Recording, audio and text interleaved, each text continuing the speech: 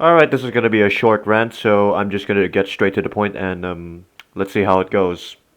I feel like most of the Hot Wheels community are gonna kill me on this one, mainly because they collect the newer main lines. But we'll see about that. So, some new fans still have a certain hype with the new models going on in the Hot Wheels community. Particularly that, and there's a certain topic that I would really love to talk about. No, it's not the new models, but it's mostly the paint jobs themselves. You see, I'm sure there's always a certain hype of a certain model soon to be overrated. So, nowadays, the graphics applied to them under the impression that will become a bestseller have become rather redundant with a been there and done that feeling.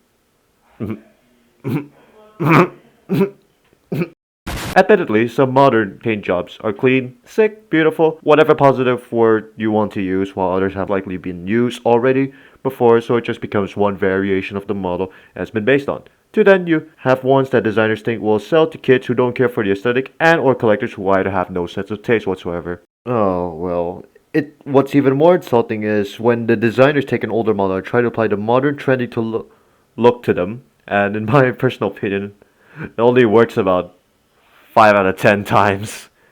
It's basically a hit and miss at this stage, so one example I could give is the original twin mill. You see, the twin mill is an original casting that has been there since 1969 and designed by Ira Guilford, one of the godfathers of Hot Wheels. It has been re-released time and time again with some banger graphics and some meh ones, but in all honesty, the recent ones are clean, and but some others are just absolute gobshit with the color palette choice. I would give a modern example of a twin mill that has a really shit paint job. So you see, even though I've tried graphic design back then, and well, I know some certain color choices, but this ain't it.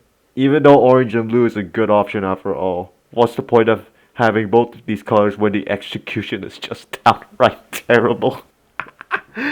I mean, don't get me wrong though. Blue and orange could be a good combination. You look at Reverb, you look at Chicane, you look at Synchro, you look at most Teku cars that have the combination. Well, even though they have black and white, but still, they all are executed perfectly and it matches their aesthetic.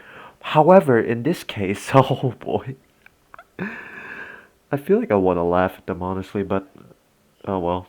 I'm just a I'm just a 90-year-old boy who just bitches on modern Hot Wheels, I guess. Look, I know Hot Wheels have made some great paint jobs back like in the 1990s to early 2010s, but at this stage it just looks half-assed as hell with the color palettes and even with the shitty prints.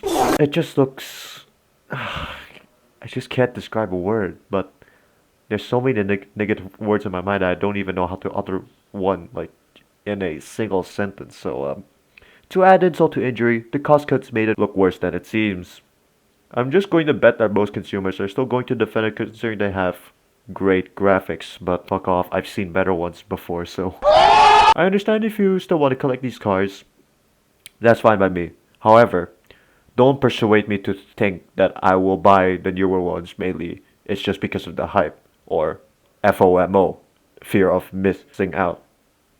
I took that from another video, so I'm probably gonna get plagiarized anyway, so.